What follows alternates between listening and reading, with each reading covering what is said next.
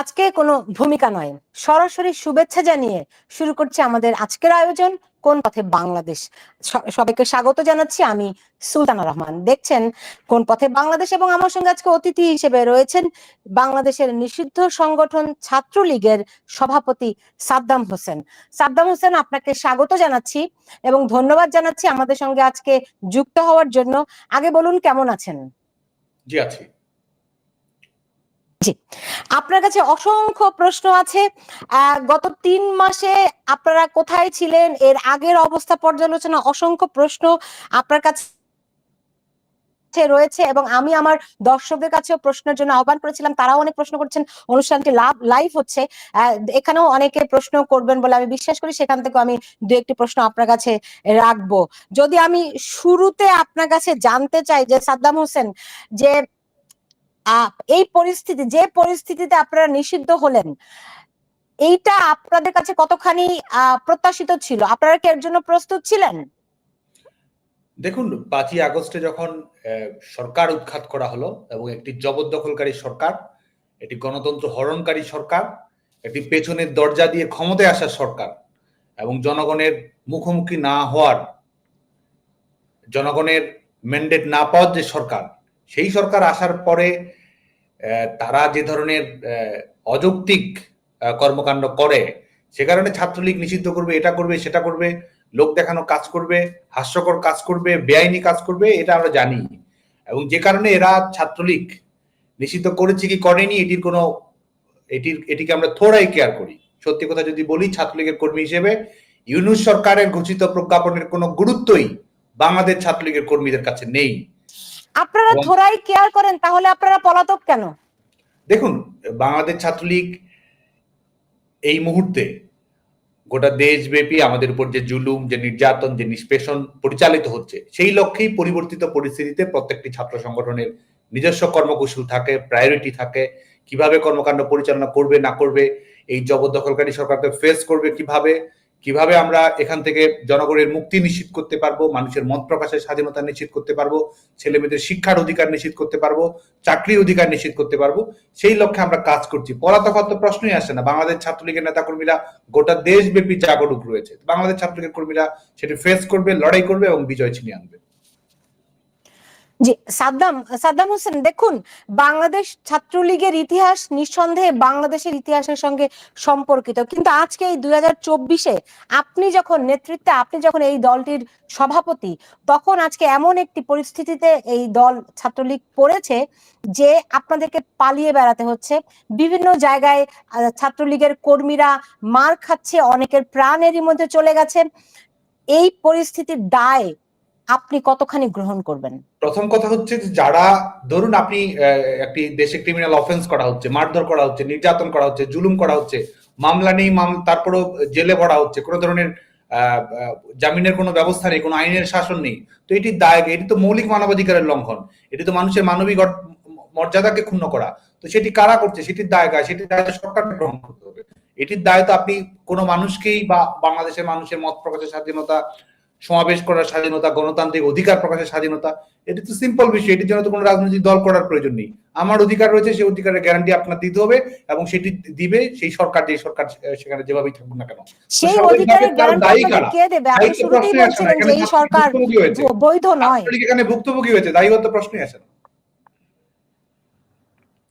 জি, এখন দেখুন, আমি যদি একটু পুরনো ইতিহাসে যাই, আমি আপনার একটা বক্তব্য দেখে আসব। প্রথমেই আপনি এবং ঢাকা বিশ্ববিদ্যালয়ের ছাত্রলীগের সভাপতি তখন যিনি, যে তার বক্তব্য, আপনাদের দুজনের বক্তব্যটা আমি একটু শুনে আসি। সাদ্দাম হোসেন, কত ধানে কত চাল গোনা কি হয়েছে? অবশ্যই গুনবে। বাংলাদেশ ছাত্রলীগ সবাই হলে কত ধানে কত চাল সেটা তো অবশ্যই দেখবে। এবং আমরা আন্দোলন যাবে, আন্দোলন আসবে বলেছি, আন্দোলন আসবে এবং সেটি বাংলাদেশের মানুষ অবশ্যই দেখতে পাবে। আর দ্বিতীয় বিষয় হচ্ছে যে, আপনি সেটা কি রকম? সেটি বাংলাদেশের গণতন্ত্র পুনরুদ্ধারের মাধ্যমেই বাংলাদেশের মানুষের সামনে সেটি বহিঃপ্রকাশ ঘটবে। সেটি আমরা সময় হলে দেখতে পাবো। আর যে বক্তব্যটি সেটি বলেছেন, এটির প্রাসঙ্গিকতা, এটি সময়োপযোগী ছিল কিনা, সেই প্রশ্নগুলো থাকতে পারে, বক্তব্যে ত্রুটি বিচ্যুতি, সীমাবদ্ধতাও থাকতে পারে। আমি যেটি মনে করি, আপনি জানেন যে 16 তারিখে আমি যতদূর মনে করি বক্তব্য দিয়েছি, 16 তারিখে বিকেল বেলা সম্ভবত বক্তব্য দিয়েছি। এবং এর আগে আপনি জানেন যে 14 তারিখে চট্টগ্রাম বিশ্ববিদ্যালয়ের ছাত্রলীগের নেতাকর্মীদের উপরে হামলা হয়েছে। 14 তারিখ রাতে শহীদুল্লাহ হলে ছাত্রলীগের নেতাকর্মীদের কক্ষ ভাঙচুর করা হয়েছে, অনেক জায়গায় আমাদের মেয়েরা লাঞ্ছনার শিকার হয়েছে। তো আপনি কি আশা করেন যে বাংলাদেশ ছাত্রলীগ ন্যায় বিচার প্রতিষ্ঠার স্বার্থে বলিষ্ঠ বক্তব্য রাখবে না? অবশ্যই বাংলাদেশ ছাত্রলীগ বলিষ্ঠ বক্তব্য রাখবে। এবং এটিও আমি মনে করি সাদ্দাম হোসেন, আমরা নিশ্চয়ই এই প্রসঙ্গটিতে যাব, যেভাবে করে ছাত্রলীগের সবার উপর হামলা হয়েছে, আমরা দেখেছি মেয়েদেরকে কান ধরে ওঠবস করানো হয়েছে, অনেক সেই প্রসঙ্গে আমি আসছি। কিন্তু এই যে পরিস্থিতি সৃষ্টি হলো, দেখেন আপনাদের দলের নেতা ঢাকা বিশ্ববিদ্যালয়ের যে সভাপতি, তিনি বলছেন ফু দিলে ওরা উড়ে যাবে। কারা ফু দিলে উড়ে গেল?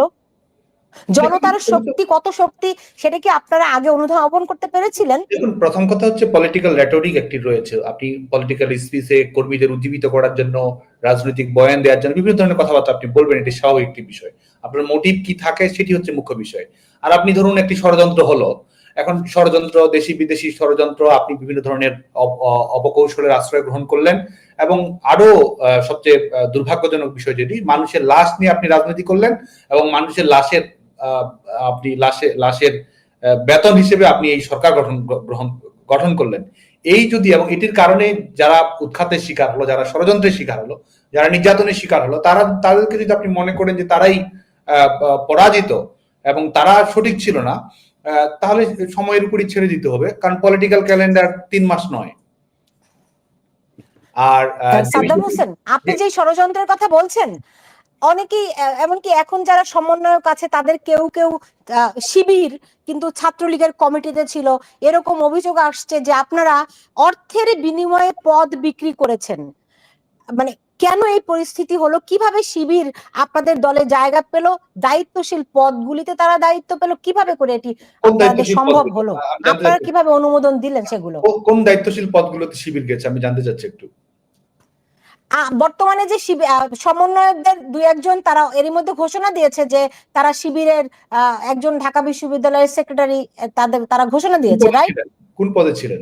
ছাত্রলীগের কোন পদে? এখন আমাকে তাহলে ওটা খুঁজে বের করে দেখতে হবে যে কোন পদে ছিল। কিন্তু এরকম তো অভিযোগটি এখন, তাহলে কি আপনারা বলতে যাচ্ছেন ছাত্রলীগে যারা ছিল তারা কেউ শিবির ছিল না? না না না, আমি সেটি বলছি না। আমি আপনার কাছে জানতে চাচ্ছি যে ঘটনাটি কি রকম, সেটা আমি উদাহরণটি জানতে চাচ্ছি। প্রথম কথা হচ্ছে যে এই ধরনের, ধরেন আপনার এই যে সার্জিস, এরা তো ছাত্রলীগের ছিল, রাইট? ছাত্রলীগ কোন পদে ছিল? কোন পদে ছিল? ছাত্রলীগের কোন সাংগঠনিক কাঠামো? ছাত্রলীগের বিভিন্ন পর্যায়ে তারা ছিল। আপনি বলুন, আপনি তো ছাত্রলীগের নেতা। তাদেরকে তো ছিল না। আমি জানি যে আপনি যে নামগুলো বলছেন তারা কোনো পদে ছিল না। তাহলে তারা তো ছাত্রলীগের বিভিন্ন সময়, তাহলে কি তারা যে অভিযোগ করছে যে first year, second year, third ইয়ারে তাদেরকে বাধ্যতামূলক ভাবে মিছিলে অংশগ্রহণ করতে হতো, তাহলে কি তারা সেটির অংশ? আমি এখন আপনার প্রশ্নের উত্তরে আসছি। প্রথম কথা হচ্ছে যে ছাত্রলীগে ইনফিলট্রেশন বা ইন্ট্রান্স ইন ডিসগাইজ, ছদ্মবেশে অনুপ্রবেশ ঘটেনি সেটি নয়, সেটি ঘটেছে। এবং বিশেষ করে যুদ্ধাপরাধের দায়ে অভিযুক্ত সংগঠন, মৌলবাদী কর্মকাণ্ডের সঙ্গে সম্পৃক্ত সংগঠন, যারা আমাদের স্বাধীনতায় বিশ্বাস করেনি, সেই সংগঠনের কর্মীরা, তাদের একটি কর্মকৌশল এটি আমাদের একটি গণতান্ত্রিক রাজনীতি বিনির্মাণের জন্য। সবাই তো ছাত্রলীগ করবে না, কিন্তু যারা একটি সুষ্ঠু পজিটিভ কম্পিটিশন থাকবে, সবাই সৌহার্দ্যমূলক সহিষ্ণুতামূলক সম্পর্ক থাকবে, গণতান্ত্রিক প্রতিষ্ঠা থাকবে, শিক্ষার্থীদের নিয়ে রাজনীতি করবে, এটি তো একটি পারস্পরিক আন্ডারস্ট্যান্ডিং, এটি এক ধরনের সোশ্যাল কন্ট্রাক্ট আপনি বলতে পারেন, যেটাই হচ্ছে গণতান্ত্রিক রাজনীতি। কিন্তু সেখানে আমরা কি দেখতে পাই যে এখানে ইসলামী ছাত্র শিবিরের কৌশল হচ্ছে অনুপ্রবেশ করা, সেটি ছাত্রলীগ হোক, সেটি অন্যান্য বামপন্থী ছাত্র সংগঠন হোক, সেটি সামাজিক সাংস্কৃতিক সংগঠন হোক, সেটিতে তারা অনুপ্রবেশ ঘটায়, এটি সত্য। কারণ তারা এই ধরনের এই অন্ধকারের রাজনীতি, এই পেছনের দরজা দিয়ে সামনে আসা রাজনীতি, ছদ্মবেশ ধারণ করা রাজনীতি, এটি তারা করে, এটি তাদের কৌশল। এবং এটি প্রমাণ করে, এই কৌশলই প্রমাণ করে যে তারা জনগণের, শিক্ষার্থীদের মুখোমুখি হতে, ছাত্রদের মুখোমুখি হওয়ার মতো সক্ষমতা তাদের ছিল না। আর দ্বিতীয় বিষয় হচ্ছে যে আমরা অবশ্যই একটি গণছাত্র সংগঠন, আমাদের সংগঠনটি ওপেন ছাত্র সংগঠন, একটি উন্মুক্ত ছাত্র সংগঠন, শিক্ষার্থীদের একটি কমন প্ল্যাটফর্ম, এবং সে কারণে শিক্ষার্থীদের এখানে যে কোনো শিক্ষার্থীকে আমি স্বাগত জানাই। কারণ একজন শিক্ষার্থীকে একজন ছাত্র সংগঠনে একটি কিছু যে কোনো শিক্ষার্থী আর একটি দলের, তাও যেই দল স্বাধীনতা বিরোধী দল, যার সঙ্গে ছাত্রলীগের শত্রুতা আজন্ম, তাই না, সেই দলের কেউ যদি পরিচয় গোপন করে আপনার দলে থাকে এবং এখন ছাত্রলীগের নামে যেই সমস্ত কথাবার্তা শোনা যাচ্ছে এই আন্দোলন নিয়ে, কিংবা এই আন্দোলনে যেভাবে করে হত্যা করা হয়েছে, অনেক রকম খবর আসছে, যে এগুলো কি অনুপ্রবেশকারীরা করেছে বলে আপনাদের মনে হয়? কিছু ঘটেছে, আমি কিন্তু বলছি, আমি আপনার যে প্রশ্নের সুর সেটার সঙ্গে আমি একমত যে আমাদের অনুপ্রবেশের ঘটনা ঘটেছে এবং যারা অনুপ্রবেশকারী ছিল তারাও অনেক ধরনের অনাকাঙ্ক্ষিত অপ্রীতিকর ঘটনার জন্ম দিয়েছে।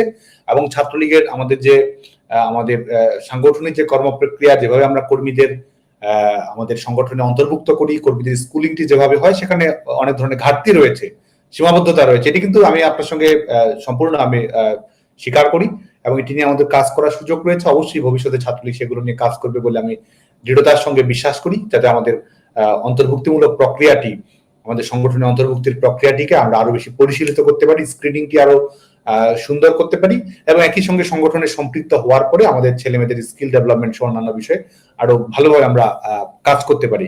আর একই সঙ্গে বাংলাদেশ ছাত্রলীগ এই সাংগঠনিক যে কর্মকৌশল রয়েছে এগুলোতে নতুনত্ব নিয়ে আসা, এগুলো আরো সুচারুভাবে সম্পন্ন করা, সে ব্যাপারে বাংলাদেশ ছাত্রলীগ না সাদ্দাম হোসেন, আপনি এগুলো অনেক ফিরিস্তি লম্বা দিতে পারেন, কিন্তু আপনি বলছিলেন যে কে কোন পদে ছিল। আমি যদি আপনাকে দেখাই, সার্জিস আলমের সঙ্গে আপনার ছবি আছে, আপনি তাকে হয়তো কোনো একটা ক্রেস্ট দিচ্ছেন। সার্জিসকে দেখছি যে শেখ হাসিনা পেছনে কোনো একটা ব্যানার, সেখানে তিনি বক্তব্য রাখছেন। আপনার দলের অনেক কর্মী থাকতে পারে, বাংলাদেশের বড় ছাত্র সংগঠন ছাত্রলীগ, কোনো সন্দেহ নাই আপনার অনেক রকম কর্মী থাকে, কিন্তু সবাই তো বক্তৃতা দেওয়ার সুযোগ পায় না। যখন সার্জিস আলমকে দেখি আপনার সংগঠনে বক্তব্য দিচ্ছে, এখন আপনি অস্বীকার করছেন, বিষয়টি কেমন হয়ে গেল না? এটি প্রশ্ন আসে না, আমি তো আপনাকে প্রমাণ সেটাও দিতে পারবো। যে ছবিটি প্রথম দেখালেন, আপনি জানেন যে আমি ঢাকা বিশ্ববিদ্যালয়ের কেন্দ্রীয় ছাত্র সংসদের এজিএ ছিলাম। সেখানে বাংলাদেশ ছাত্রলীগের সেটি বাংলাদেশ ছাত্রলীগের কোনো কর্মসূচিও ছিল না। আর আপনি যে ডায়াসের ছবিটি দেখাচ্ছেন, এগুলো আমাদের যেখানে হলে ডায়াসের অভ্যন্তরে অনেকগুলো ডায়াসে ছাত্রলীগের লগো সংবলিত বিষয় রয়েছে। সেটি যে ছাত্রলীগের কর্মসূচি ছিল, ছাত্রলীগের কোনো কর্মসূচিতে বক্তব্য রেখেছে সেটিও কিন্তু নয়। আর সে একটা সম্ভবত ছাত্র কল্যাণ সংসদের একটি কর্মসূচি ছিল, সেখানে এই আপনি যে ছবিগুলো দেখাচ্ছেন সেই ছবিগুলো সেখানকার, আমার যতদূর মনে পড়ে। আর এটি ঠিক, আপনি দেখুন যে আমরা তো একটা ছাত্র সংগঠন, সেখানে তো আমাদের শুধুমাত্র বাংলাদেশ ছাত্রলীগ কেন, সেখানে ছাত্র সংগঠনের অন্যান্য ছাত্র সংগঠনের কর্মীরা, যে কোনো রাজনৈতিক মত বিনিময়, পারস্পরিক আলোচনা, সেখানে তো শিক্ষার্থীরা আসবেই। শিক্ষার্থীরা তো আমাদের সংগঠনে আমাদের কর্মসূচিতে সম্পৃক্ত থাকবেই।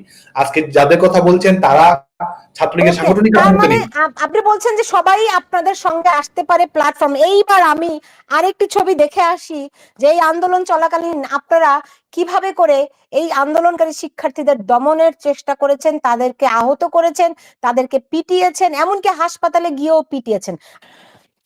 সাদ্দাম হোসেন, আপনি দেখলেন এই যখন অবস্থা, আপনি দলের ছাত্রলীগের সভাপতি হিসেবে এই যে হামলাকারীদের বিরুদ্ধে কি ব্যবস্থা গ্রহণ করেছিলেন? প্রথম কথা হচ্ছে, আপনার কাছে কি ছাত্রলীগের কর্মীরা আক্রমণের শিকার হয়েছে, হামলার শিকার হয়েছে, মৃত্যুর শিকার হয়েছে, এই আন্দোলন চলাকালীন সময়ে 6 তলার উপর থেকে ফেলে দেওয়া হয়েছে ঢাকা বিশ্ববিদ্যালয়ের হল আমার কাছে, আমি ওই প্রসঙ্গে আসবো, ওটা পরের ঘটনা, আমি সেটাও আপনাকে দেখাবো। আগে দেখুন, আপনি আমাকে আগের ঘটনা আগে বলুন, যে যখন এই ঘটনাগুলি ঘটছে তখন ছাত্রলীগের সভাপতি হিসেবে আপনি কি ভূমিকা, কি দায়িত্ব পালন করেছিলেন?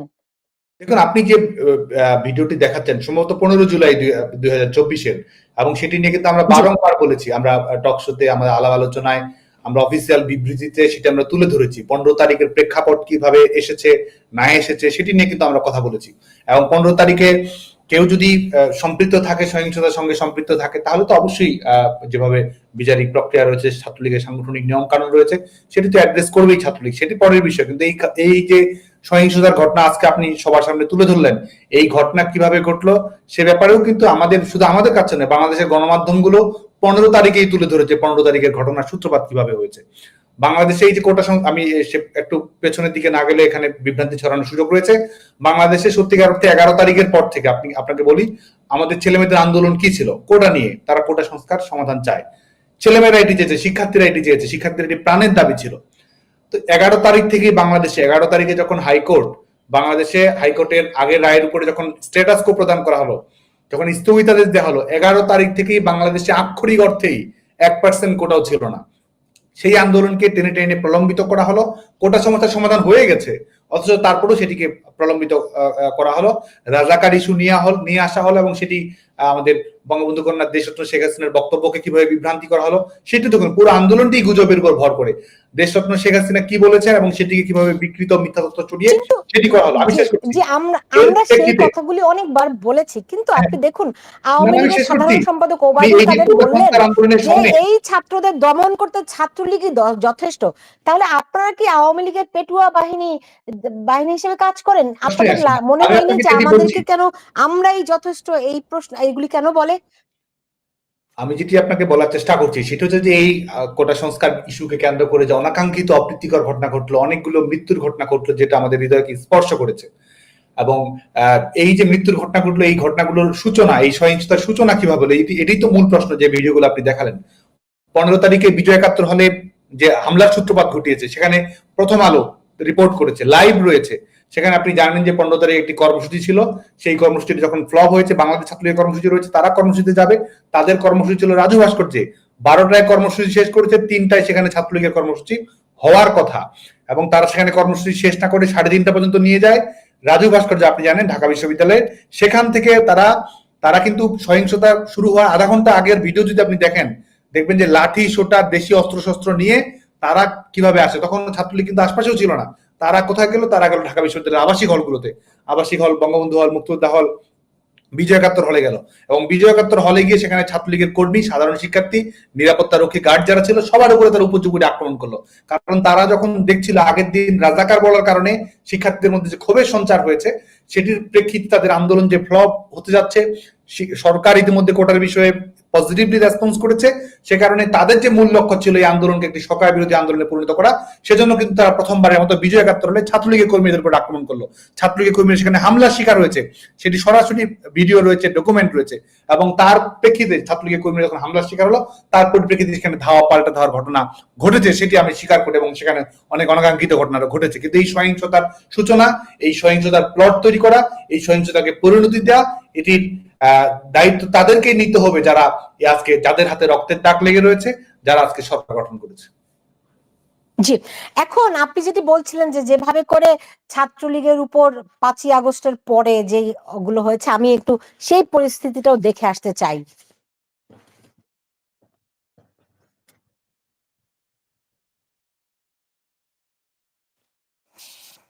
সাদ্দাম হোসেন, যা ঘটছে এগুলো আসলে কিছুই দেখানো গেল না, এই কারণে যে আপনার কাছেই শুনতে চাই ছাত্রলীগের কর্মীরা যারা দেশে আছেন তাদের পরিস্থিতি কি, কেমন আছে তারা?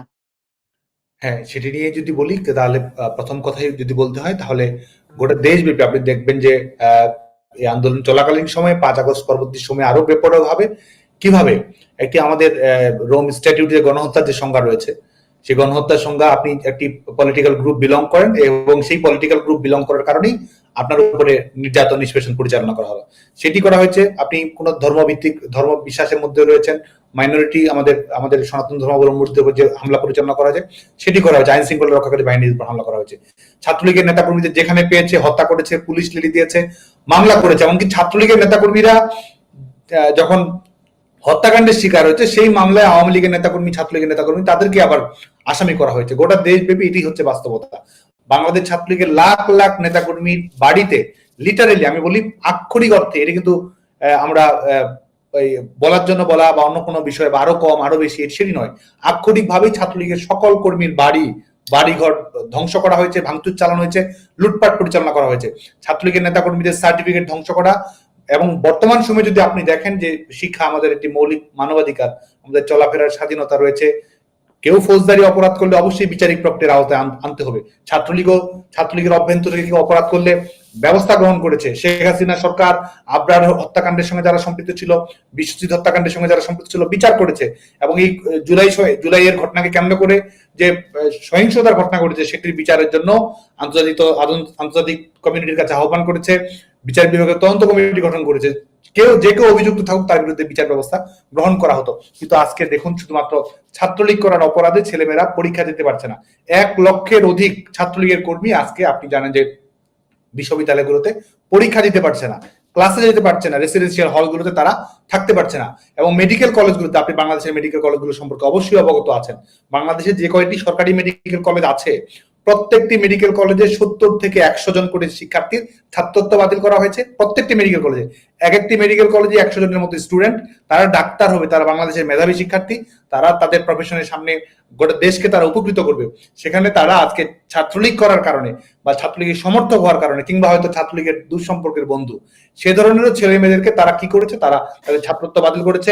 এই যে ছাত্রলীগের মতো এত ঐতিহ্যবাহী রাজনৈতিক দল, তাদেরকে আজকে এই পরিস্থিতিতে পড়ার দায়িত্ব আপনি কতখানি নিবেন? এই প্রশ্নটি আপনাকে আমি আরো একবার গ্রহণ করেছিলাম। এবং এখানে নিজের ব্যর্থতা দেখেন কিনা, কিংবা কোনো ভুল দেখেন কিনা, নাকি সঠিক পথেই ছিলেন বলে এখনো মনে করেন? দেখুন, প্রথম কথা হচ্ছে যে এটি আমরা শুধুমাত্র স্টুডেন্ট পলিটিক্স এর দৃষ্টিভঙ্গিতে আমরা বিষয়টি দেখি না, কারণ এটি বৃহত্তর দৃষ্টিভঙ্গিতে দেখি, কারণ এটি আলটিমেটলি সরকার উৎখাতের ষড়যন্ত্রে পরিণত হয়েছে। কারণ শুধুমাত্র স্টুডেন্ট মুভমেন্টের মধ্যে এটি সীমাবদ্ধ থাকেনি, সেটি নিশ্চয়ই আপনিও স্বীকার করবেন। যে কারণে একটা হলিস্টিক অ্যাপ্রোচ নিয়ে আমাদের এটি দেখতে হবে, এবং সেই বৃহত্তর যে আঙ্গিক তারা তৈরি করার চেষ্টা করেছিল সেটির আলোকেই দেখতে হবে। আজকে গোটা দেশ যে এক ধরনের জল্লাদের উল্লাস মঞ্চ, গোটা দেশ যে একটি মৃত্যু উপত্যকায় পরিণত হয়েছে, গোটা দেশে যে ধরনের শোষণ শাসন তারা কায়েম করেছে, সেটির আলোকেই বাংলাদেশ ছাত্রলীগ আগামী দিনে তাদের কর্ম পরিকল্পনা নিশ্চিত করবে। আর আপনি যদি বলেন যে আমাদের ছাত্রলীগের নিজস্ব উপলব্ধি রয়েছে কিনা, এই প্রশ্নটি যদি করি, ছাত্রলীগের নিজস্ব উপলব্ধি তো অবশ্যই রয়েছে। আমাদের ভালো লাগা খারাপ লাগা সেটি তো রয়েছেই। আমাদের ভুল ত্রুটি থাকলে সেটি সংশোধন করার মতো মানসিকতা আমাদের রয়েছে। আমরা ছাত্রলীগের কর্মী হিসেবে এই আন্দোলনের সঙ্গে সম্পৃক্ত যারা সাধারণ শিক্ষার্থী রয়েছে, তাদেরকে আমরা স্যালুট জানাই, তাদেরকে আমরা শ্রদ্ধা করি, তাদেরকে আমরা অভিনন্দন জানাই যে দৃঢ়তা তারা দেখিয়েছে, যে কোটা সংস্কারের ব্যাপারে তাদের যে বলিষ্ঠতা তারা দেখিয়েছে, শান্তিপূর্ণভাবে একটি আন্দোলন কর্মসূচি পরিণত করার ব্যাপারে তাদের যে স্পিরিট ছিল, সেটিকে আমরা স্বাগত জানাই। বাংলাদেশের ছেলেমেয়েরা সত্যিকার অর্থেই আমরা মনে করি যে অন্যায় অবিচারের বিরুদ্ধে তারা রুখে দাঁড়াতে জানায়। শিক্ষার্থীদেরকে আমরা স্যালুট জানাই। একই সঙ্গে আমরা মনে করি যে এই শিক্ষার্থীদেরকে ব্যবহার করা হয়েছে, এবং একই সঙ্গে আমরা মনে করি এবং সেই দায়ভার সরকারের উপর চাপানোর চেষ্টা করা হয়েছে, এবং সেটির মাধ্যমে মানুষকে বিভ্রান্ত করে পেছনের দরজা দিয়ে ক্ষমতায় আসার পথ প্রশস্ত করা হয়েছে। বাংলাদেশ ছাত্রলীগের কর্মপ্রক্রিয়া নিয়ে আপনি যেটি বলছেন, সেটি আমাদের সবসময় আত্মসমালোচনার জায়গা থেকে খারাপ লাগা আমাদের সবসময় থাকে, সেই লক্ষ্যে আমরা কাজ করার চেষ্টা করি। কিন্তু এই যে বাস্তবতা রয়েছে, এই বাস্তবতাকেও আমাদের মনে রাখতে হবে বলে আমি মনে করি। কিন্তু সাধারণ শিক্ষার্থীদের মনে যে ক্ষোভের সৃষ্টি হয়েছে, যে ক্ষত তৈরি হয়েছে, কার লেনদেন করতে হয়, আপনাদের অনেকেরই নাকি বিরাট বাড়ি গাড়ি, অর্থ সম্পদ প্রাচুর্যের কোথাও কোনো কমতি নেই। আবার এখন কোন সমন্বয়ককে নিয়ে বিভিন্ন রকম প্রতিবেদন দেখছি, তাদের আগে কি অবস্থা ছিল, এখন আবার তারা ফুলে ফেপে কিভাবে বেড়ে উঠেছে, কত বড় গাড়ি হাঁকে, কত দামি মোবাইল ব্যবহার করে। এই টাকা আপনারা ছাত্র সংগঠন হিসেবে কেমন করে পান? কোথা থেকে আসে? মানে উৎসটা কি? বিষয়টা কিভাবে করে হয়? ধন্যবাদ। দেখুন, এখন তো যারা বাংলাদেশ ছাত্রলীগ কিভাবে কর্মকাণ্ড পরিচালনা করেছে, আমরা কিভাবে কর্মকাণ্ড পরিচালনা করেছি, আমরা কোনো অসুবিধা অবলম্বন করেছি কিনা, এটি যাচাই বাছাই করার সুযোগ সবারই রয়েছে। যে কোনো অনুসন্ধানী সাংবাদিকতা করতে পারে, আমি ব্যক্তিগতভাবে চ্যালেঞ্জ করতে পারি, যার যা ইচ্ছে করতে পারে, সেটি দিবালোকের মতো পরিষ্কার হবে। আর বাংলাদেশ ছাত্রলীগ সংগঠন হিসেবে সবসময়ই চেষ্টা করেছে, হয়তো আমাদের ভুল ত্রুটি রয়েছে, বিচ্যুতি ঘটেছে। আমি খালেদ মহিউদ্দিনের একটা শোয়ে দেখছিলাম, আপনি বলছেন খালেদ মহিউদ্দিন আপনাকে জিজ্ঞেস করেছিল যে আপনার নাকি বিরাট বড় গাড়ি বাড়ি, আপনি একজন ছাত্র, আপনার কিভাবে গাড়ি বাড়ির মালিক হলেন, এরকম একটি প্রশ্ন আপনাকে করেছিল। গাড়ি কোথায় আছে? গাড়ি যেটি আছে সেটির ব্যাখ্যা আমি খালেদ মহিউদ্দিন জানতে চেয়েছিল, খালেদ মহিউদ্দিন এখন জানতে চায় না। তারপর আমি তখন তাকে সেদিন বলেছিলাম, এবং সেটির ব্যাখ্যা কি, সেটির বিষয় কি, মানে সেগুলি এখন কোথায় রেখে এসেছেন? পুলিশও তো দেখলাম না উদ্ধার করেছে। না, আমার গ্রামের বাড়ি তো পুড়িয়ে দেওয়া হয়েছে, আর গাড়ি যেটি ছিল আমার বাড়ি থেকে সেটিও আমি যে বাসায় ভাড়া থাকতাম সেখান থেকে সেটিও নিয়ে যাওয়া হয়েছে। শুধুমাত্র এটা তো আমার ঘটনা নয়, গোটা বাংলাদেশেই ছাত্রলীগের নেতাকর্মীদের, আওয়ামী লীগের নেতাকর্মীদের, সেটি ব্যবসা বাণিজ্য হোক, সেটি গৃহস্থালী হোক, বাড়ি হোক, ঘর হোক, প্রত্যেকটি খানে কিন্তু লুটপাট পরিচালনা করা হয়েছে। এবং এই যে লুটপাট হয়েছে, তার মানে আপনার গাড়ি ছিল, গাড়ি আপনি কিভাবে, আপনি একজন ছাত্র নেতা, ছাত্রলীগের নেতা, তো গাড়ি পেয়ে কিনেছিলেন কিভাবে? অর্থের উৎসটা কোথা থেকে ছিল? গাড়ি নিয়ে অনেক বাড়াবাড়ি হয়েছে, ডয়েচে ভেলেতে আমি এই গাড়ি নিয়ে এসে ব্যাখ্যাও দিয়েছি। জি, আচ্ছা, বুঝতে পেরেছি।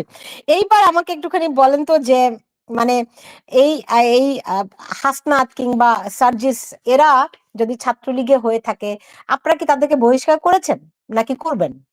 আমরা কি বলেছি তারা ছাত্রলীগের? আমি তো আপনার কাছে জানতে চেয়েছি তারা ছাত্রলীগের কোন পর্যায়ে ছিল। আমি যেটি মনে আমি করি তো আপনি বলেছেন, কিন্তু সবাই তো বলে, না, তারাও তো দাবি করে। আমি সাংগঠনিক প্রমাণ চাচ্ছি, বা এক ধরনের ছাত্রলীগ করতে হলে তো তাকে সাংগঠনিক পদ পদবি বা যে কোনো একটা কিছু থাকতে হবে, সেটি আমি জানতে চাচ্ছিলাম। আমি যেটি আপনাকে মনে করিয়ে দিতে চাই বা একটু শেয়ার করতে চাই, সবার সঙ্গে শেয়ার করতে চাই, আজকে এরা ছাত্রলীগ নিষিদ্ধ করতে হবে, সেই করতে হবে, এই করতে হবে, এসব কথা তারা বলেছে এবং এই অবৈধ সরকারের কাছ থেকে সেটি তারা আদায় করেছে। এবং এই আপনি যদি 16 জুলাই 17 জুলাই পূর্ববর্তী বাংলাদেশের কথা দেখেন, তাহলে সেখানে দেখবেন যে তারা ছাত্রলীগ শিক্ষার্থী বান্ধব ছিল কিনা, তাদের অনেক স্ট্যাটাসেই, তাদের অনেক সামাজিক যোগাযোগ মাধ্যমে সেটি দেখবেন। তারা ছাত্রলীগের সাংগঠনিক কোনো কাঠামোতে ছিল না, কিন্তু ছাত্রলীগের প্রশংসা করতে কখনো তাদের কার্পণ্য হয়নি। ছাত্রলীগ এটা করছে, সেটা করছে, শিক্ষার্থী বান্ধব কাজ করছে, কখনো কখনো সমালোচনা করেছে, ছাত্রলীগের লোগোর সঙ্গে ছবি তুলেছে, ছাত্রলীগের কর্মীর সঙ্গে সম্পৃক্ত থাকতে পারে নিজেদেরকে গৌরবের মনে করছে। এই ছিল তাদের বাস্তবতা। তো তাদের স্ববিরোধিতা এটি আমাকে বলার প্রয়োজন নেই। বাংলাদেশের যারা শিক্ষার্থী আছে, যারা বাংলাদেশের ক্যাম্পাস বাস্তবতা জানে, যারা ছাত্রলীগের সঙ্গে সম্পৃক্ত রয়েছে না আছে, সবাই এই বিষয়টি সম্পর্কে অবগত রয়েছে। ধরেন ঢাকা বিশ্ববিদ্যালয়ে, বাংলাদেশের সবগুলি বিশ্ববিদ্যালয় এখন আমরা জানি যে শিবিরের নিয়ন্ত্রণে। তো ধরেন আপনারা আবার কোনোদিন ক্ষমতায় এসেছেন, আপনারা এখন নিষিদ্ধ আছেন, ভবিষ্যতে যদি কোনোদিনও আসেন, তো তখন কি শিবিরকে নিষিদ্ধ করবেন নাকি? শিবির তো এবারই নিষিদ্ধ ঘোষিত হয়েছিল, আপনি জানেন যে বিশেষ করে আমাদের, আর এটি তো আজকের দাবি ছিল না, এটি আমাদের গণজাগরণের আন্দোলন, জাহানারা ইমামের নেতৃত্বে যুদ্ধাপরাধীদের বিচারের দাবির আন্দোলন, প্রত্যেকটি ক্ষেত্রে এই বিষয়টি আমাদের ছিল। এবং এটি শুধু ছাত্রলীগের বিষয় নেই, সেটি তো বলা হচ্ছে আসলে এটি একটা রাজনীতির হাতিয়ার, যখন শেষ অস্ত্র হিসেবে সাবেক প্রধানমন্ত্রী তিনি ব্যবহার করেছিলেন জামাত ইসলাম শিবিরকে নিষিদ্ধ করে, তাই না? তো এরকম কোন বিষয় আপনাদের আছে কিনা? দেখুন, গণতান্ত্রিক রাজনীতির পরিসর কাদের মধ্যে থাকবে? দেখুন, আপনার ইউএসএ তে ইলেকশন হলো, তো সেখানে আমাদের রিপাবলিকান পার্টি, ডেমোক্রেটিক পার্টি, তারা তো সংবিধানের প্রতি দায়বদ্ধ, কনস্টিটিউশনাল যে আমাদের সংবিধান, তাদের যে সংবিধান রয়েছে সেটির আলোকে রাজনৈতিক দলগুলোর মধ্যে প্রতিযোগিতা হয়, স্টুডেন্ট অ্যাক্টিভিজম হয়, সবকিছুই হয়। এখন আমাদের যে সংবিধানের লক্ষ্য, আমাদের যে সংবিধানের অঙ্গীকার, সেই সাংবিধানিক অঙ্গীকারের সঙ্গে আমাদের যে লক্ষ্য, আমরা একটি গণতান্ত্রিক পদ্ধতিতে একটি শোষণমুক্ত সমাজতান্ত্রিক সমাজ চাই, যেখানে আইনের শাসন থাকবে, ন্যায় বিচার থাকবে, মানবাধিকার থাকবে, মৌলিক মানবাধিকার রক্ষিত হবে, সুযোগের সমতা থাকবে। সংবিধানের এই মৌলিক প্রস্তাবনার সঙ্গে যদি সামঞ্জস্যপূর্ণ থাকে, তার যে কোনো রাজনৈতিক দল যে কোনো বিশ্বাস, যে কোনো মতপার্থক্য করার অধিকার রয়েছে। এখন আপনি যদি সংবিধানে বিশ্বাস না করেন, আপনি যদি সাংবিধানিক অঙ্গীকারে বিশ্বাস না করেন, বাংলাদেশের কয়েকটি রাজনৈতিক দল রয়েছে যারা বলে যে তারা বাংলাদেশের সাংবিধানিক অঙ্গীকারে তারা বিশ্বাস স্থাপন করে না, খুব বেশি পাবেন না যারা মেইন স্ট্রিম রাজনীতি করে। তো এটি কিন্তু ভিন্ন একটি প্রশ্ন, যে আপনি গণতান্ত্রিক বাংলাদেশ দেখতে চান, সাংবিধানিক আইনি শাসন দেখতে চান, সেটির আলোকে আপনার দেখতে হবে। আর মুক্তিযুদ্ধ চলাকালীন সময়ে কাদের কি ভূমিকা ছিল এটা প্রমাণিত।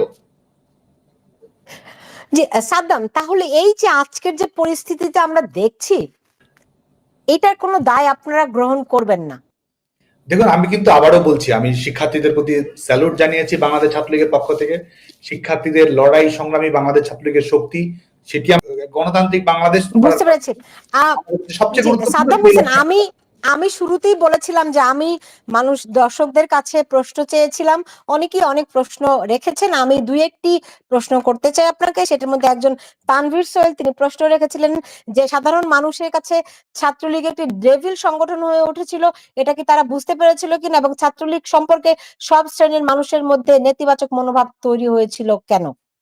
আমি আপনাকে আগেই বলেছি, সেটি হচ্ছে যে এই নিজস্ব মতামতকে জনগণের মতামত হিসেবে চাপিয়ে দেওয়ার যে ফ্যাসিস্ট প্রবণতা, এটি ইদানিংকালে তৈরি হয়েছে। এবং এটির মাধ্যমে নিজের মতামত, ধরুন একজন ছাত্র দলের কর্মী, ধরুন একজন ছাত্র শিবিরের কর্মী, ধরুন একজন বৈষম্য বিরোধী ছাত্র আন্দোলন কর্মী, সে একটি কমেন্ট করছে এবং তার কমেন্টের একটি মোদ্দা একটি হচ্ছে সবার একটি অভিন্ন কথাবার্তা, এটি হচ্ছে জনগণের মতামত, এটি ছাত্র জনতা চায়। তো সেটির মাধ্যমে তো আপনি অ্যাড্রেস করতে পারবেন না যে আসলে সমস্যাটি আছে কি নেই। আমি স্বীকার করছি যে আমাদের যদি ভুল ভ্রান্তি রয়েছে, সেটি আমরা অবশ্যই সংশোধন করব, কিন্তু বাংলাদেশ ছাত্রলীগ সবসময় শিক্ষার্থীদের কাছে একটি নির্ভরতার জায়গা ছিল, ভরসার জায়গা ছিল, অধিকার আদায় অগ্রণী প্রতিষ্ঠান ছিল, এবং বর্তমানেও তাই রয়েছে বলে মনে করি। সেটা কি খুব সহজ হবে বলে মনে হয়?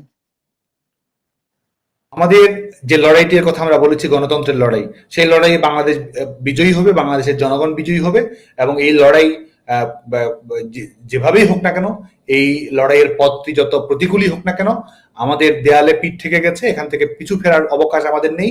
এবং বাংলাদেশের জনগণকে যেভাবে অপদস্থ করা হচ্ছে বাংলাদেশের জনগণের ম্যান্ডেটকে, যে প্রজাতন্ত্রের মালিক হচ্ছে জনগণ, সেই প্রজাতন্ত্রের মালিক জনগণ থেকে যেভাবে এই আজকে তাদেরকে উধাও করে দেওয়া হয়েছে, সেই জনগণের মালিকানা প্রতিষ্ঠা করার জন্য, গণতন্ত্র প্রতিষ্ঠা করার জন্য, সংবিধানকে প্রতিষ্ঠিত করার জন্য বাংলাদেশের ছাত্র সমাজকে শান্তিপূর্ণভাবে বিজয়ী আন্দোলন করার মধ্য দিয়ে বাংলাদেশ ছাত্রলীগ আগামী দিনে তার যে খুব সংক্ষেপ করে উত্তরটা দিবেন। সেটি হচ্ছে, একজন প্রশ্ন করেছে যে কিভাবে ছাত্রলীগে হেলমেট বাহিনী ঢুকেছিল, সেটি কি কোনো নেগোসিয়েশন ছিল কিনা?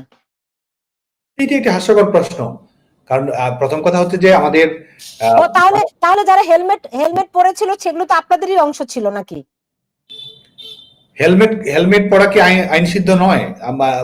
বেআইনি কোনো হেলমেট পরা অবশ্যই, আপনি ড্রাইভ করতে হলে হেলমেট পরতে হবে, কিন্তু যখন আপনি হেলমেট পরে কাউকে মারপিট করবেন তখন ওটার পিছনে অন্য কিছু থাকে, লুকানোর চেষ্টা থাকে, রাইট? মারপিট যদি কেউ করে থাকে, হেলমেট পরেও সে অপরাধী। যদি কেউ পরে থাকে, আপনি কি দেখেননি কেউ পরেছে কি পরেনি?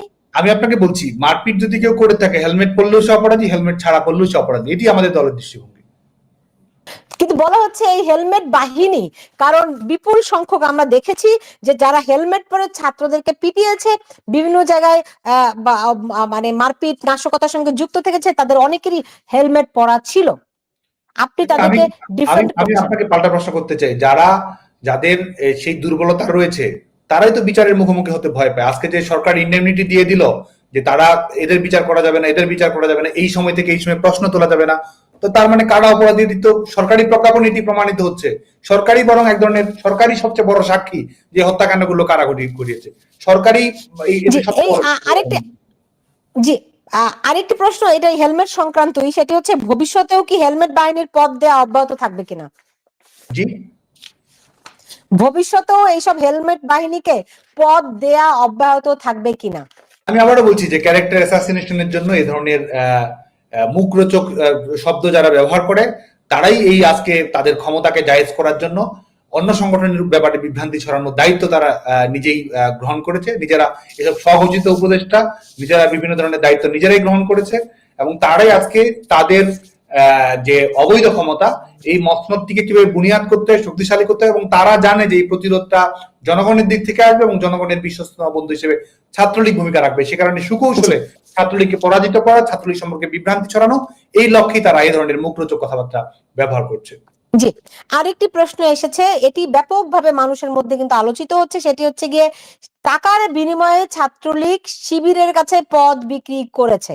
এবং সবসময় যে কোনো ছাত্র সংগঠন সবসময়, আপনি একটি আধুনিক ধ্যান ধারণা যারা বিশ্বাস করে, প্রগতিশীল সমাজ বাস্তবতা যারা বিশ্বাস করে, সবসময় তো আমাদের আত্ম উপলব্ধি থাকে, আত্মসমালোচনা থাকে, অনুশোচনাও থাকে। আজকে যে মৃত্যুর বেতন হিসেবে তারা উপদেষ্টা হয়েছে, সেই মৃত্যুর যে বেদনা, যে কষ্ট, যে দুর্বহ যন্ত্রণা, সেটি আমরা অনুভব করি, এবং সেই সহিংসতাগুলোর সত্যিকারের বিচার যেন হয়, দেশরত্ন শেখ হাসিনা যেটি সূচিত করেছিলেন, সেই লক্ষ্যে বাংলাদেশ ছাত্রলীগ অবশ্যই দায়বদ্ধ থাকবে। অপরাধী যেই হোক না কেন তার বিরুদ্ধে যেন বিচারিক প্রক্রিয়া গ্রহণ করা হয়, আইনানুগ প্রক্রিয়া গ্রহণ করা হয়, বাংলাদেশ ছাত্রলীগ সে ব্যাপারে সোচ্চার থাকবে। আর আমাদের চলার পথের কর্ম প্রক্রিয়ায় আমরা জানি যে আমাদের অর্জন রয়েছে, আমরা একই সঙ্গে জানি যে আমাদের সীমাবদ্ধতা রয়েছে, আমরা জানি যে আমাদের বিজয়ের ইতিহাস রয়েছে, এবং একই সঙ্গে আমরা জানি যে আমাদের হয়তো সীমা ত্রুটি বিচ্যুতি রয়েছে, সেগুলো সংশোধন করেই আগামী দিনে বাংলাদেশ ছাত্রদের কর্ম প্রক্রিয়া নির্ধারণ করবে। নিশ্চয়ই নিশ্চয়ই। নাদিরা সুলতানা নদী, এই প্রশ্নটিও আমারও প্রশ্ন, যে সাদ্দাম কি রিয়েল লিগার নাকি শিবির? এটি হাস্যকর প্রশ্ন, এই প্রশ্নের জবাব দেওয়ার সুযোগ আমার নেই। কারণ আমরা বিভিন্ন জায়গা থেকে দেখছি যে তা মানে সমন্বয়ক কিংবা এই আন্দোলনকারীদের মধ্যে হঠাৎ করে বের হয়ে বলছে আমি তো শিবিরের অমুক ছিলাম। তো এগুলি দেখে আপনাদের কেমন লাগছে? এটি তো যারা এই সবাই যে বলার চেষ্টা করছিল একাংশ থেকে, যে আন্দোলন আমরা যেটা আপনাকেও যেটা আমরা মনে করি দেওয়ার চেষ্টা করলাম, যে আন্দোলনের মোটিভটি কি ছিল, কোটা সংস্কারের সমস্যার সমাধান তাদের মূল লক্ষ্য ছিল না তাদের ভিন্ন তাদের লক্ষ্য ছিল?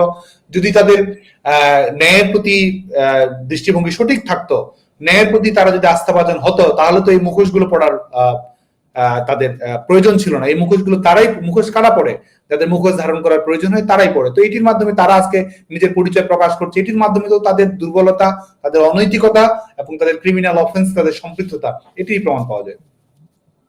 জি, দেখুন, আপনি এখন গণমাধ্যমের স্বাধীনতার কথা বলছেন, কিন্তু আওয়ামী লীগ যখন ক্ষমতায় তখনও কিন্তু গণমাধ্যমের স্বাধীনতা সেই অর্থে ছিল না। তো মানে যখন ক্ষমতার বাইরে থাকে তখন মনে হয় গণমাধ্যম স্বাধীন থাকা দরকার। দেখুন না, বাংলাদেশের তথ্য অধিকার আইন আওয়ামী লীগ সরকারের তৈরি করে দেয়া, আমাদের এই বেসরকারি টিভি চ্যানেলের সম্পৃক্ততা, এই আন্দোলন চলাকালীন সময় তো আপনি গণমাধ্যমের ভূমিকা দেখবেন। একটি সরকার পতনের আন্দোলন হচ্ছে, তখন সরকারের দৃষ্টিভঙ্গি কি ছিল সেটি দিয়েই তো প্রমাণ পাওয়া যায় যে বাংলাদেশ আওয়ামী লীগ গণমাধ্যমের স্বাধীনতার প্রতি কতটা দায়িত্বশীল ছিল, কতটা অনুরাগ পোষণ করত। না, তখন শিক্ষার্থীদের উপর যেভাবে করে হামলা, অত্যাচার, নির্যাতন হচ্ছিল, বাংলাদেশের টেলিভিশন চ্যানেল বেশিরভাগই একটি দুটি বাদে কেউ দেখাতে পারেনি। আমি আপনাকে যদি বলি যে বাংলাদেশে কোন ধরনের সমালোচনা করা যায়নি আওয়ামী লীগ সরকারের শাসন আমলে, কোন সমালোচনাটি বাংলাদেশে করতে পারেনি, কে করতে পারেনি, এটি কোনো নথিপত্র, এটি কোনো প্রমাণ আমাদের কাছে আছে যে এই মানুষটি কথা বলতে পারেনি, এই দৃষ্টিভঙ্গি কথা বলার সুযোগ পায়নি? আমি বলি আপনাকে, 25শে মার্চ ঢাকা বিশ্ববিদ্যালয়ের ফুলা রোড এলাকায় প্রথম আলোর ঢাবি প্রতিবেদক আসিফ হাওলাদার এবং টিএসসি এলাকায় বাংলা ট্রিবিউনের ঢাবি প্রতিনিধি আবিদ হাসান রাসেলের উপর হামলা করে ছাত্রলীগ। এটি কি ঘটনা বলছেন বা এটির সঙ্গে মত প্রকাশের কি বিষয় সেটি তো আমি অবগত নই। আপনি যখন সাংবাদিকদের উপর হামলা করবেন কোন মত প্রকাশের জন্য, সেটি মত প্রকাশের স্বাধীনতার বিরুদ্ধে নয়, ভয় ভীতির সংস্কৃতি নয়। সেটি তো অবশ্যই সেটি নিন্দনীয় ঘটনা, এবং যাদের কথা বলছেন সেই ঘটনা ঘটলে সেটি তো বিচারিক প্রক্রিয়া, অন্যান্য বিষয়, সেটি তো দায়বদ্ধতা রয়েছে। আমি মত প্রকাশের বিষয়ে যেহেতু আলোচনা করছিলাম যে সেখানে স্পেসিফিক কি ঘটনা ঘটেছে না ঘটেছে সেটি সম্পর্কে তো আমি অবগত নই। আর যে কোনো সাংবাদিকদের উপর হামলা অবশ্যই গণমাধ্যমের স্বাধীনতা হরণের। না, তখন তো আমি বলছি আপনাকে, এটা 25 তারিখের কথা, 25শে মার্চ, তখন আপনি মানে 25শে মার্চ আন্দোলনের অনেকদিন আগে। না, এটি সম্ভবত আরো অনেক আগের ঘটনা, এটি সম্ভবত আরো কয়েক বছর আগের ঘটনা, আমি যতদূর মনে পড়ছে একটি বছরের ঘটনা, এই বছরের ঘটনা। আচ্ছা, এবার আপনি আমাকে বলুন যে আমরা জানি যে একটা গতকাল বিশ্ববিদ্যালয়ে আপনার ছাত্র দল পোস্টার লাগিয়েছে দেখে শিবিরের প্রতিরোধের মুখে পড়েছে। ছাত্র দলের সঙ্গে কোনো আলাপ আলোচনা হচ্ছে নাকি আপনাদের? দেখুন, আমরা আমাদের বিশেষ করে প্রগতিশীল রাজনৈতিক ধ্যান ধারণা যারা বিশ্বাস করে সকল ছাত্র সংগঠনের সঙ্গে আমরা আনুষ্ঠানিক অনানুষ্ঠানিক আলাপ আলোচনা করছি। যারা গণতন্ত্রের প্রশ্নে ঐক্যবদ্ধ, যারা মুক্তিযুদ্ধের অঙ্গীকারের প্রশ্নে ঐক্যবদ্ধ এবং যারা জনগণের প্রতিনিধিত্বমূলক সরকার ব্যবস্থায় আগ্রহী, তাদের সবার সঙ্গে আমাদের আলাপ আলোচনা হচ্ছে এবং সেটির প্রেক্ষিতে আগামী দিনে বৃহত্তর ছাত্র গণ আন্দোলনের মধ্য দিয়ে এই সরকারের পতন নিশ্চিত করা হবে। জি, এইবার আমাকে একটা জিনিস বলেন তো, যে ট্রাম্পের জয়ে কত আনন্দিত আপনারা, এর প্রভাব বাংলাদেশে কেমন দেখছেন? দেখুন, আমরা আমাদের বাংলাদেশ আওয়ামী লীগ এবং আমাদের প্রিয় নেত্রী, বাংলাদেশের মানুষের আশা আকাঙ্ক্ষার ঠিকানা দেশরত্ন শেখ হাসিনা, তার ভরসা হচ্ছে জনগণ। জনগণের শক্তির উপর, জনগণের ম্যান্ডেটের উপর ভর করেই বাংলাদেশের মানুষ ভালোবেসে তাকে গণতন্ত্রের মানুষ কন্যা বলে। তো সে কারণে আমাদের যে গণতান্ত্রিক সংগ্রামের যে শক্তি, সেটি অবশ্যই আমরা বাংলাদেশের জনগণের কাছ থেকে নিশ্চিত করব। আর অবশ্যই আমাদের দেশি বিদেশি আন্তর্জাতিক রাজনীতির যেসব সমীকরণ রয়েছে সেটি আমরা বাংলাদেশের জনগণের আন্দোলনের সঙ্গে সম্পৃক্ত করেই সেটি ধাপে ধাপে এগিয়ে যায় বলে মনে করি। ডোনাল্ড ট্রাম্পের জয়ে আপনারা কিভাবে করে দেখছেন, এটি তো বললেন না।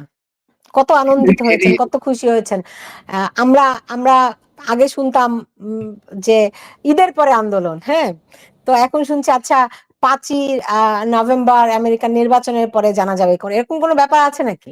খুশি হওয়ার কারণ যদি বলেন, খুশি হওয়ার কারণ একটি আছে, সেটি হচ্ছে যে নির্বাচিত সরকার রয়েছে, জনগণ যাদেরকে ম্যান্ডেট দিয়েছে তারা আজকে ক্ষমতায় আছে একটি রাষ্ট্রে, সেটি আমাদের একটি খুশির জায়গা। তো বাংলাদেশের দিকে যদি আমরা তাকাই তাহলে তো অবশ্যই আমরা খুশি হওয়ার কারণ আছে। যারা ক্ষমতায় বসেছে, যারা এই উপদেষ্টা সেই উপদেষ্টা রুটি ভাগ বাটোয়ারা করার মতো করে যারা উপদেষ্টা পদগুলো ভাগ বাটোয়ারা করে নিয়েছেন, নিজেরাই নিজেদেরকে উপদেষ্টা যারা ঘোষণা করেছে, তারা কার কাছ থেকে ম্যান্ডেট নিয়েছে, কোন ম্যান্ডেটটি দিয়েছে, জনগণের কোন কথাটি তারা বলেছে, জনগণের কাছ থেকে কিভাবে তারা রায় পেয়েছে, তো অবশ্যই বাংলাদেশ নিয়ে তো অবশ্যই আমাদের ব্যথিত হওয়ার কারণ রয়েছে।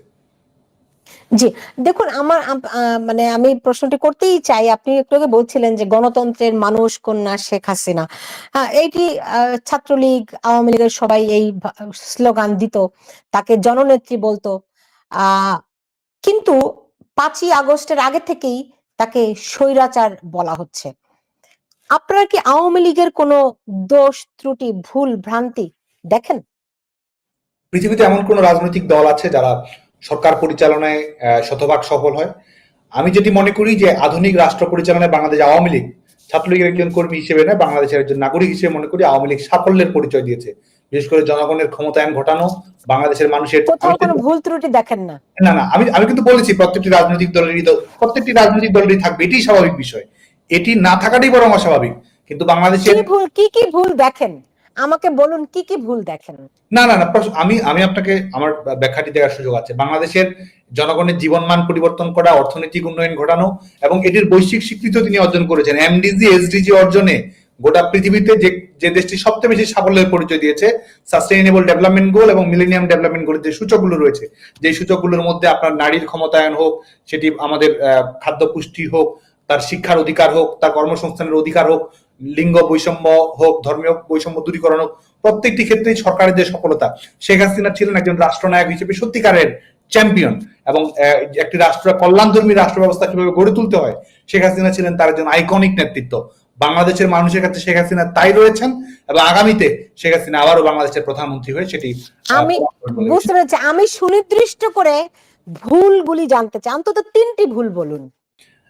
দেখুন, আপনি আবারও, আমি বাংলাদেশ ছাত্রলীগের একজন কর্মী, সেই আলোকে আমাদের অর্জনগুলোর বিষয়ে যেতে বলছি। মোটা দাগে যদি আমি বলি, আমি তো অবশ্যই আমার একটা নিজস্ব জায়গা রয়েছে, সেই জায়গা থেকে আমাকে দায়িত্বশীল ভাবে কথা বলতে হবে।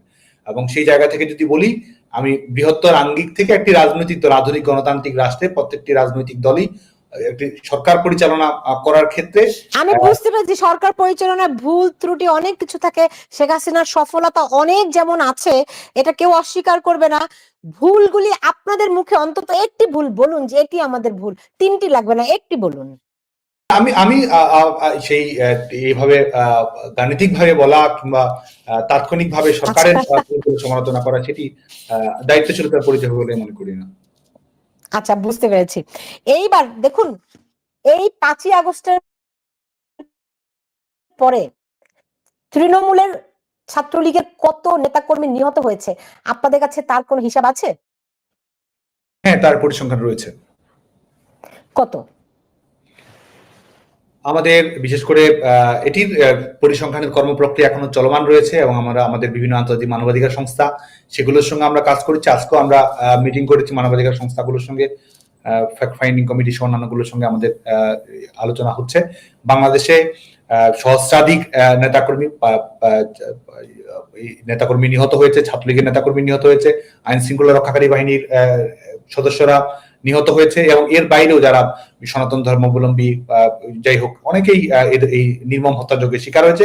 এবং প্রকৃত সংখ্যাটি কত, এটি আসলে আমি মনে করি যে এটি এখনো এটি অবশ্যই দ্রুততম সময়ের মধ্যে একটি সঠিক পরিসংখ্যান ফুটে আসবে। তো তৃণমূলের নেতাকর্মীদের জন্য আপনাদের কোনো বক্তব্য আছে, কোনো পদক্ষেপ আছে? তারা তো দিশেহারা। আমাদের বাংলাদেশ ছাত্রলীগের বিভিন্ন পর্যায়ের কর্মী যারা বাংলাদেশের বিভিন্ন জায়গায় অবস্থান করছেন, আমরা জানি যে একটি ভয়ঙ্কর প্রতিকূল পরিস্থিতি তারা মোকাবেলা করছেন। পরিবারের উপরে আঘাত এসেছে। আমাদের